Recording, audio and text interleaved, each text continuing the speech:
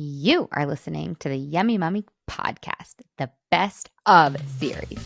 Welcome to the Yummy Mummy Podcast, where you will learn brand new and shockingly different tools to lose weight for the last time.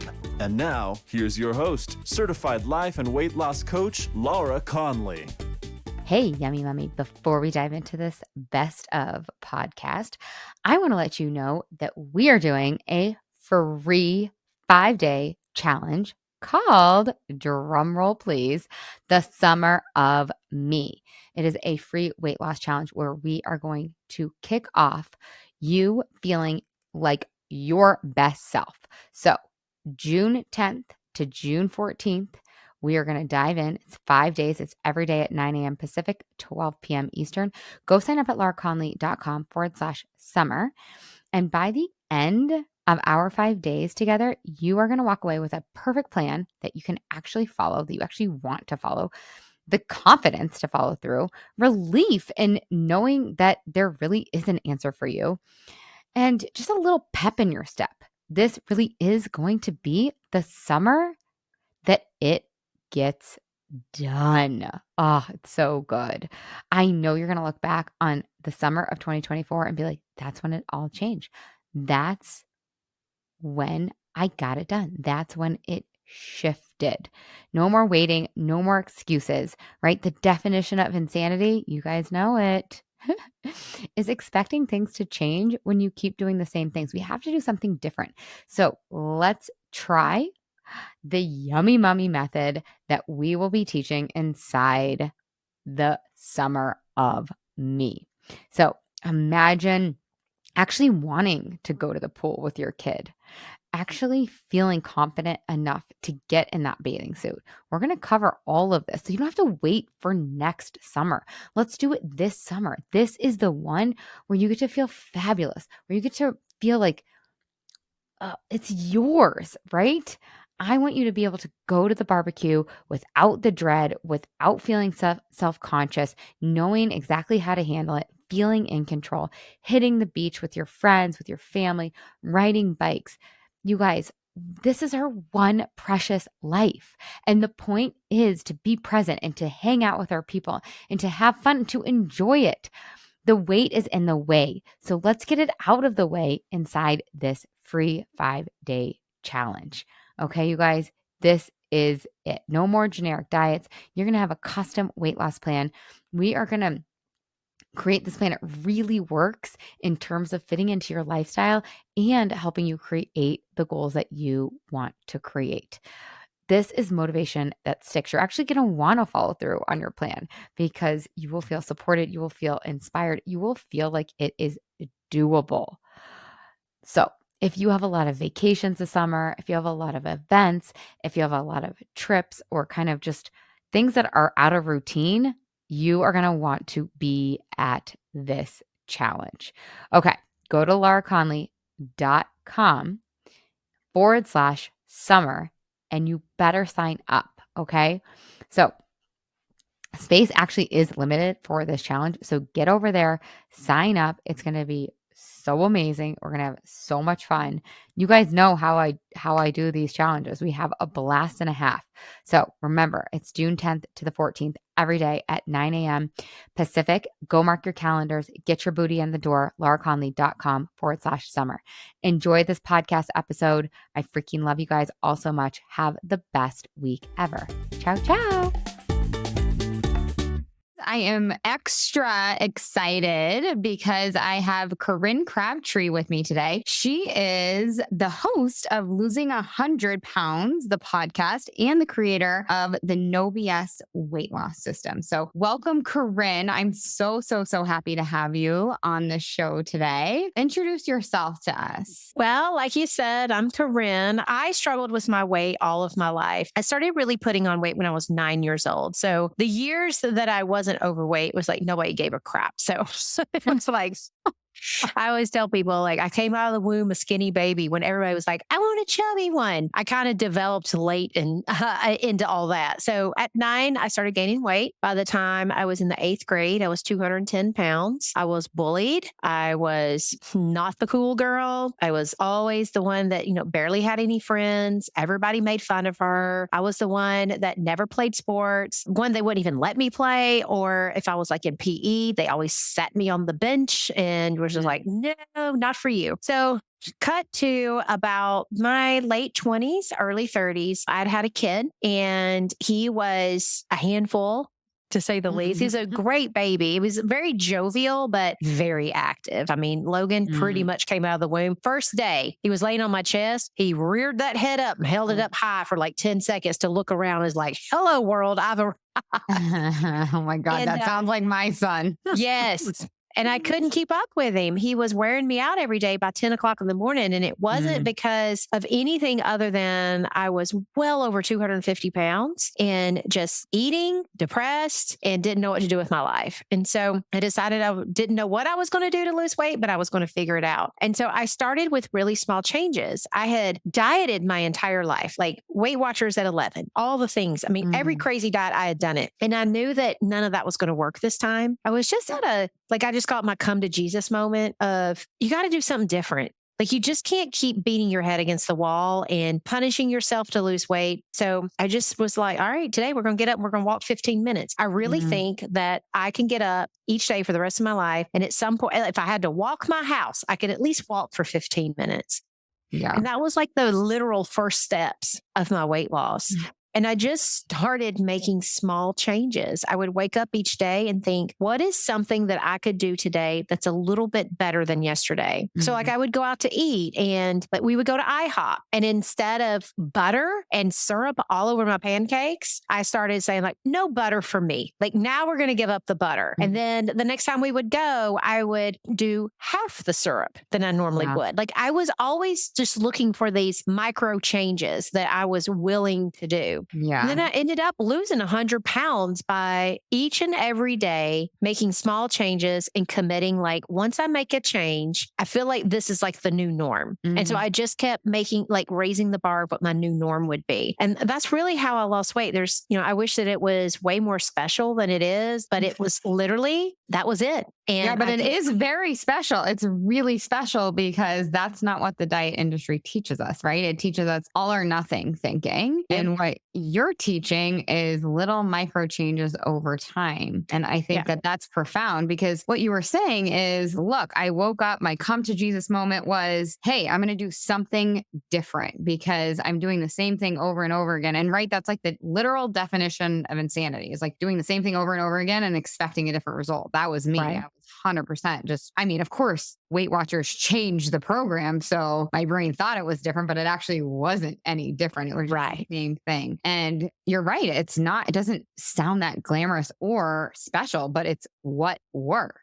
Well, and that's the thing that I think a lot of people like discount is the small stuff. It's like sometimes like when you're not doing something epic and big, it's like the hardest thing to do because your brain immediately goes, well, that won't work. That won't be enough and blah, blah, blah. I had to overcome the version of myself that always thought that it won't be enough and it'll take forever. I had to really start telling myself, I know that if I do a little bit better each day, one day I'll be a lot better. That's just how things work. If you drop a marble into a bucket every day, eventually you got a bucket full of marbles, but are you going to have the patience to do that? And then the other thing is rather than thinking it's not enough or it's going to take too long, I had to start telling myself, man, I'm in it for the long haul. That's it. You're just going to have to get used to doing this for the rest of your life because we're not doing antics anymore. We're not going to suffer our way there. And I had to make those micro changes in my head. I mean, when we talk about, I did micro changes in my habits. At the same time, I was making those micro thought changes. I was telling myself something a little bit different than I always had. And that added up to being a completely different person on the inside and the outside at the end. Yeah. Like instead of saying, no, this won't be enough, it's like, maybe it will be enough over time. Yeah, I love exactly. that. And I love what you said right at the beginning. You were like, we're just going to figure it out. We're just going to keep going until we figure it out. We're just never, ever, ever, ever going to quit. My dad, I always tell the story. I don't know. My dad was like playing little elf man and like snuck up into my office and put this paperweight on my desk that says never, never, never quit. And I don't keep anything on my desk except for this paperweight in another piece of paper that someone else sent me that just says practice with a heart, because I think that that's like what you're speaking to. It's so key. But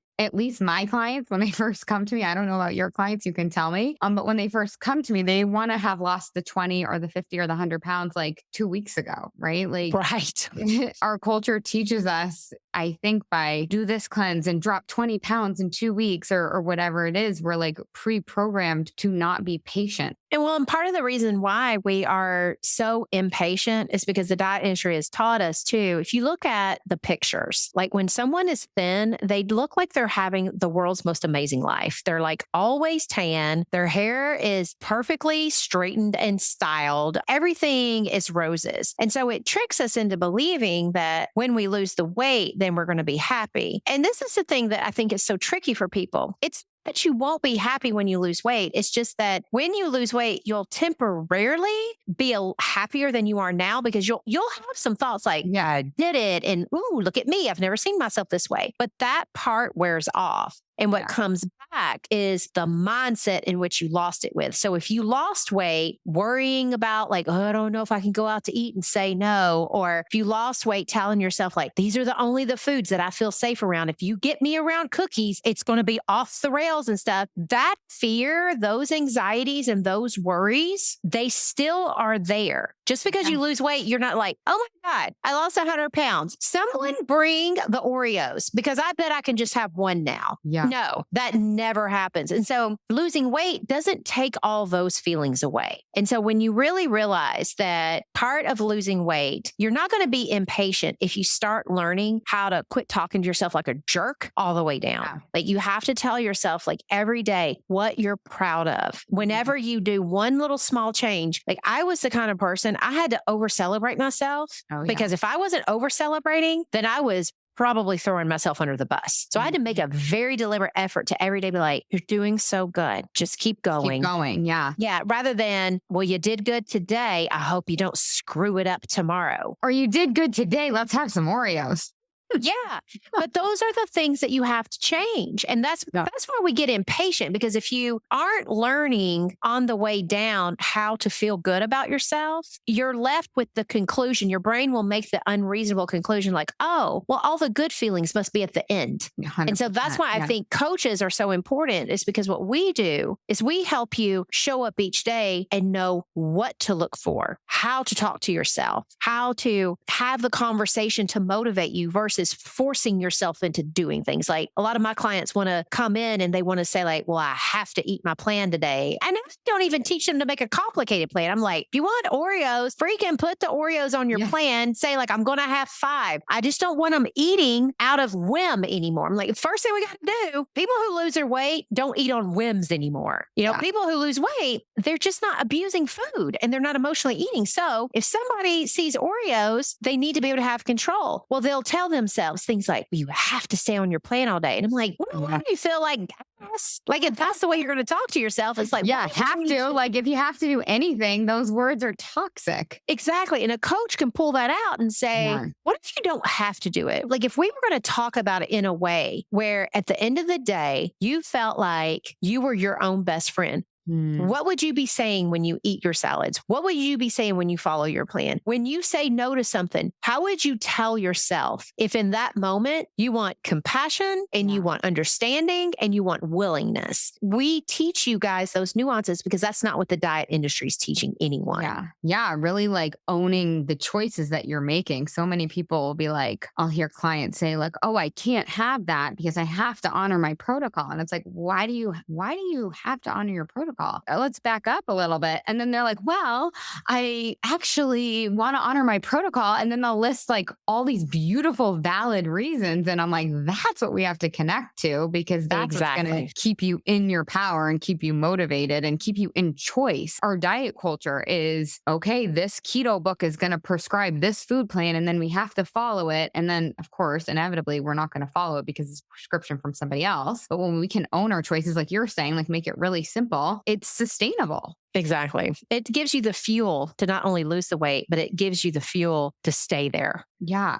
So how did you stay there? Because that is the real gold, right? The real question. So many of us, like you were alluding to before, can lose the weight, but how do we keep it off? How do we create that sustainability and that permanence? When I was losing weight, I decided to fall in love with my process. And that is the simplest way that I can describe it, because everything that I did, I was willing to keep doing. I was also very willing to remind myself how much I loved my new lifestyle. I was always spotlighting and highlighting the things that I loved that were happening for me, the way that I was feeling, the way that I was talking to myself, my self-regard. So when I got there, I loved everything that I built. And when you lose weight and you love what you created, you're not desperate to get rid of it. You don't need it. Like nobody ever says, I love this so much, I just need a break.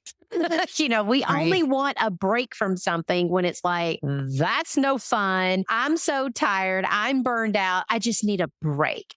I never needed a break. Why would I need one if everything that I was choosing for me that I really wanted, like I always connected to, here's why I want it. Here's what it does for me. This is who I'm becoming. This is why I love it. And so when I lost weight, there was just no sitting around thinking like, I would just like to feel like crap after eating McDonald's one more time. It was a no. Totally. I mean, I love the taste of a fish fillet to this day.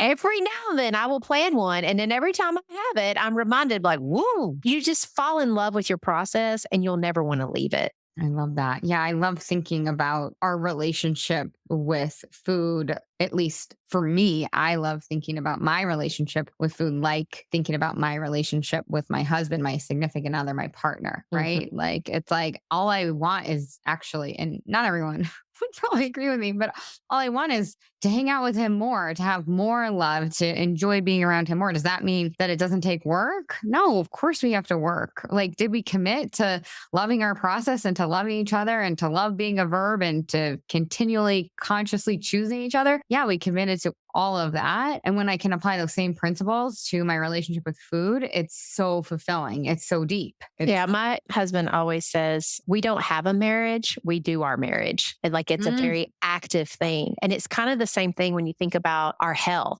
You don't have health. You don't have a relationship, a healthy relationship with food. You do that. It comes out in how you show up for it and stuff. So it's just like weight loss. Everything. Nothing just falls out of the sky.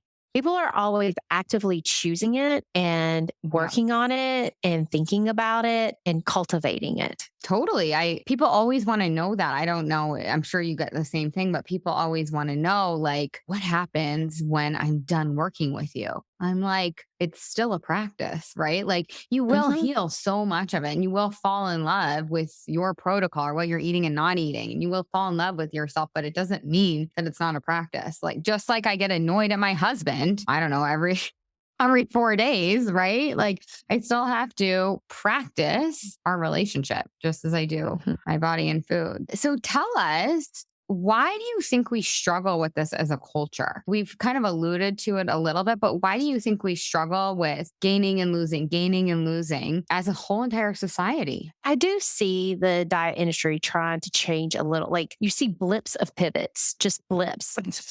But a lot of the bigger companies, I don't think are taking it seriously. I think they're just throwing out coaching and throwing out the mental stuff in a very manufactured way. I think you have people like me, you have people like you who are really actively telling people weight loss is not about just your protocol. Weight loss is not about the food you decide to eat and the food you don't eat. Weight loss is really about that emotional shit that goes on. Like that's what it's about. So it's like you can have the world's easiest protocol, loveliest protocol. Like you do protocols. I have my people make a 24-hour plan each day. I don't care if you put Oreos on it, but make it. And then that's what you're going to do. It can be Burger King for breakfast, McDonald's for lunch, and Taco Bell for dinner. And you will still have someone roll up at a Taco Bell going like, I don't know if I want this. I know I wanted it at 8:00 in the morning. I've had a long day. I really just want, blah, blah, blah. Yeah. So it's never about the food. For us, it's teaching people. It's about how do you quit emotionally relying on food to solve problems for you. Like if you have the problem of like, I can't get through the day without hating on my boss and feeling like I am the world's worst employee, there's no protocol at night that's going to last you for the long haul. If you're rolling up every day, a ball of stress and self-loathing, until we start unwinding and really understanding why we're eating to begin with. And that's why I think weight loss is such an amazing way to help people,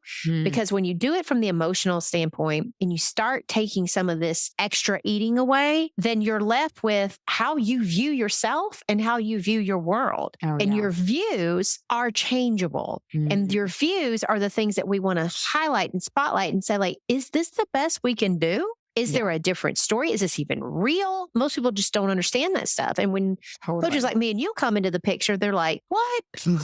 I mean, no one's told me. So I think the problem with diet culture is that they focus so much on a picture of a woman standing in front of all the salads. And everybody starts thinking that weight loss is about, well, I need to eat this and I can't eat that. It's too much about what you do and not enough about what you think. Yes, totally. So obvious. I mean, my next question kind of was around that is like, what do you think the missing piece is? Since so many of us are perpetually struggling with this. I mean, and I totally agree with you, obviously, but the missing piece is the mental work and the emotional work. Yeah, it's the figuring out, why am I trying to make food solve a problem that has nothing to do with food? If I don't like my job, why do I think a Snicker every day at 4 is going to solve that? Like a Snicker doesn't solve not liking your job. A Snicker's not going to write a resume. A Snicker's not going to take risk to go out and look for jobs that you might not be qualified for, but you're going to interview anyway. A Snicker isn't going to make you dream big. A Snicker's not going to make you go have a conversation with a jerk of a boss and say like, hey, I got standards here. Gonna have to start talking to me this way. Snickers won't do any of that. And yet, though, every day we're just like, it's going to sit around. It's going to hate my job. Oh, where's a Snicker? So that'll make it better. Thing. Exactly. So that's one of the things. I think the other thing we have to be mindful of is what we follow on our social and stuff. You're not going to be able to get away from it at a grocery store and stuff. I mean, the magazines are going to be the magazines, but so much of what we take in, a lot of people who are listening to your podcast, who listen to my podcast, probably also are following some keto and following some Fitspro and all these other people. Clean that mess up. If they're preaching an answer of like, if you just do this, then all your problems will be solved, that's some crap. Like, I think it's upon us to also start unfollowing a lot of this diet culture stuff that isn't addressing our real issues. Yeah, because then it just keeps perpetuating. I mean, I hate to be cynical, but I wonder about that with the health and wellness and diet industry, whatever you want to call it. Obviously, it's a multi-billion-dollar industry, but I wonder if they really want us to solve this at the root. No, I don't think they do at all. Like, I really don't, because they would lose out on money. They'd go out of business, right? Like, exactly. I keep saying, I'm like, when Weight Watchers finds out about the yummy mummy, they're going to be really freaked out.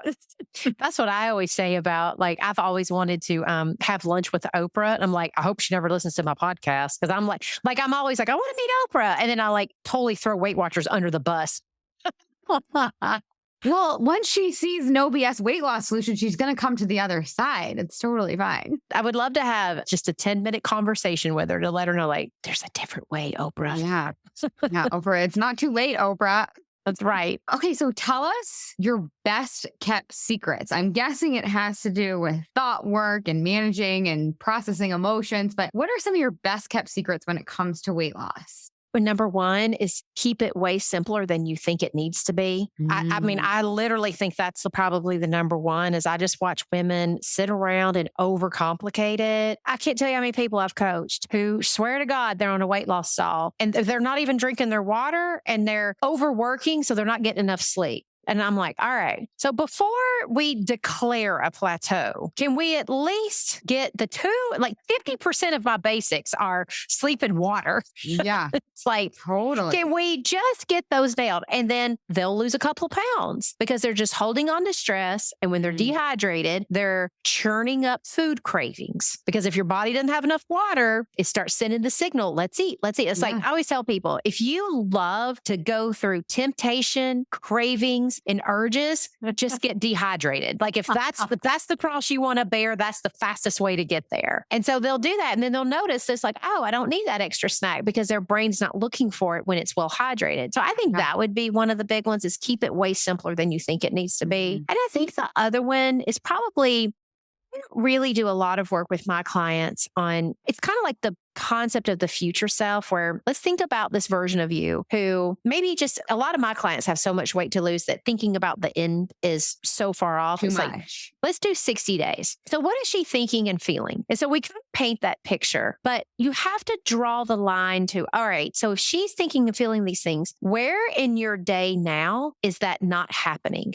Because you're thinking that in 60 days, when she's done all these things, then she gets to think and feel this stuff. And I want to teach you that she's never going to think and feel that stuff until she starts thinking some of it now. So for like a lot of my clients will be like 300 pounds and their 60-day version of them is her clothes are loose. And I'm like, all right, so her clothes are loose. Like, what is she thinking about that? She's like, she's thinking, we're really doing this. And I said, okay, so how many times today did you think I'm really doing this? And they're like, 0. I'm like, well, what did you think? Like, it's so hard. It's going to take forever. It's not working. It's not working. I said, so today, when you actually eat your breakfast and it's what you wrote on your plan, guess what power thought you need to have? We're really doing this. Like, I love you have it. to start pulling in everything you think she's thinking. Look for the micro moments now where you start using her thinking. It doesn't mean that you have the success and the results she has yet. You might not even be 100% on her actions, but you can borrow her thinking and apply it in the small ways that you're living today. Then it's a lot easier to get there. Love it. Tell us what a power thought is. That sounds like that's a thing. So a power thought, so a lot of times when we're teaching thinking is we look for thoughts that feel good. Like, oh yeah, like I could believe that one, or this is the one I would like to think. So I like to think of like a power thought is not only something you would like to think, but then when you think about that thought, you are just like, this is the one. It feels true. Or even if it doesn't feel true, it's just like, no, like I want to believe this one. Like, Corinne, please teach me the method. And so that would be what I would call the power thought. It's like, you don't want to have very many of them. Okay. You want to have like maybe 3 power thoughts that you go to that at any moment you're like, this is what I think when I need it the most. And so it can feel true. Sometimes it won't feel true in the moment. So a power thought for me when I was losing weight was, I'm figuring this out. Like I probably told myself I'm figuring this out 500,000 times. Yeah. And when I knew it was a power thought was when the moments when the scale didn't move, the days we would go out to eat and I would just eat stuff because I wanted it. I had to tell myself on the other end of perfect, I am figuring this out. It's going to take some of these moments for me to be able to figure it out. And that was my power thought. Like I couldn't believe that I was like, oh, no worries. You'll lose all your weight. Like none of that was going to work for me. But in those moments, I had these thoughts that in the storm and in the moment when my insecurity wants to win, this one can come through. That's a power thought. Love it. I am figuring it out. So applicable to so many things too. Oh, yeah. Because our brains want to tell us, no, we don't know and we can't figure it out and it's too hard. Well, it's exactly how I used it all the way through building my business. I still use it. Like right now, I'm getting ready to, in the early stages of writing a book. I ain't never wrote no book. I barely graduate from high school. I mean, it's like, here I come. I'm going to be an author. I just keep telling myself, like when I want to think, well, you don't really know how to write a book and you've never done it. It's probably going to be hard. Like I have all of the habit thoughts that everybody else does. But I just keep telling myself, yeah, but we're going to be figuring this out. Like, I know we can figure this out. It's just a matter of study and time and looking. Like, that makes sense to me. Well, that goes back to what you were talking about, like losing weight is such a beautiful opportunity because it's really just a medium, right? To learn about who we are. And then we can apply that to building our business or to our parenting or to our relationships or whatever else it is. It's like, I used to want to say, I wish I could do it for you. I wish I could not make you put the Oreo in your mouth. And I'm like, no, I don't wish I could do it for you because then I would be taking so much away from you. So I love that. I love that power thought too. So what do you wish you could have told your past self who was struggling, that 9-year-old or maybe that 15-year-old or that 22-year-old? What do you wish you could tell her now, knowing what you do now? Probably just life is going to be so much better than you think it will be right now. Like, oh, my childhood was rough. I mean, it was, we were broke. I love my daddy, but he was not there for me. I just had a lot going on, not even just being overweight, but just all the things were going on. And I just had a lot of dark days where I was giving up on life slowly but surely. And if I could go back, I would really tell her, like, it all works out. I can so feel that. And the reason I asked you that question is because, of course, to whoever's listening to this, right, you can borrow that thought and you can apply that, and that can be your power thought. Yeah. So what is the message that you want everyone to know? Anyone who's out there who is struggling with their weight and their relationship with themselves and their bodies and food, what is the message that you really want to portray? That we can figure this out, that we've been lied to all these years. It's not as hard. It's not as complicated as we all make it out to be. But the way that we teach it is you're going to redefine that relationship with you once and for all. And that's the best part. The hard part is literally working through believing new things about yourself. We're so taught not to. I was actually working with another coach earlier today who she's a weight loss coach too. And she had reached out and said, I had somebody write in and they wanted to know the statistics of people that fail my program. She was like, she said, would you answer? And I said, yes, I would. To themselves that it's not I said, I would completely answer that. And here's what I would say. This is exactly what makes weight loss coaches different, is that you are focusing on what somebody else wasn't willing to do instead of focusing on what's possible for you. You need someone to help you. If that's the question you have, then I can for sure help you, because right now you trying to solve for why somebody else failed is not helpful for you. So unproductive. Yeah. Yeah. And it's like, I just think that for every person listening, it's like what I would tell my younger self. It all can work out way better than you think it can. Yeah. Hang on to that. Don't buy into all the statistics of people who fail. This is what I keep thinking. Like, if we quit focusing on how many people actually fail in weight loss and we start focusing on just there's a better way, I would bet you those percentages would change. Totally, right? It's so irrelevant, the statistics, right? It's like, it goes back to everything you said at the beginning, right? What you were thinking when you were journeying on your losing of the 100 pounds, which is like, I'm just going to figure this out no matter what. I'm just not going to stop until I figure it out. I love that, Corinne. Thank you so much for sharing everything that you've shared. I know that our listeners are getting exactly what they need. Where can we find you? The easiest place to find me is on my podcast, which is Losing 100 Pounds with Corinne. And then if you are a life coach certified weight loss coach and you're interested in learning more about my approach to weight loss and all the pillars that I think are important for women's weight loss around self-love, like we got to change the relationship with ourselves, self-sabotage. We spend so much time sabotaging ourselves, like really teaching people how to find those unconscious things that are happening over and over in their life. I will be doing a 3-month advanced certification for LCS coaches, and I'll be teaching you some business stuff. I think it's important as someone who has built an 8-figure business to help other weight loss coaches build their businesses too. There's a lot of ways to get stuck. There's also a lot of ways to throw gas on the fire. And I think that sometimes you do need a little bit of like, here are some basic frameworks. Yeah. And these do work. And this is what we use. And I'll coach your mindset around making them happen. So I think it's just important. And they can get more information on that at theweightlossuniversity.com. Ooh, I love it, Corinne. Thank you so much. And I think that that just speaks to your overall mission of wanting to end this for everyone, right? Doing it on an exponential level too. So that's so, so cool. Well, thank you.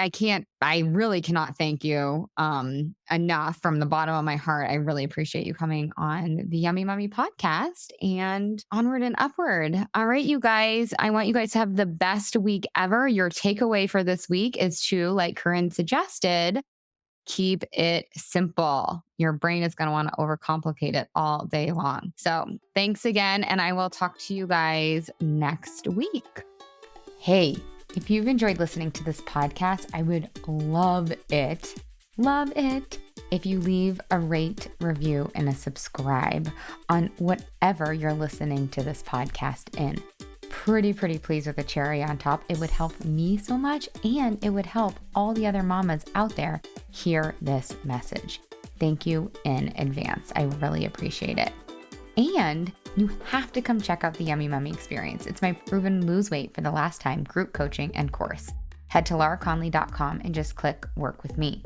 Other than that, you guys, I would love to give you a free gift. If you want your free listener only gift, go to lauraconley.com/gift. And from there, you will get your free best ever weight loss hack. So cool. The last thing I want to tell you, you guys, is I do have a free Facebook group. It's called, you guessed it, The Yummy Mommy. Lose weight for the last time, end body drama, and get food freedom. You can just search that in Facebook, or again, you can head to the show notes and you'll find the link there. All right, you guys, have the best day ever.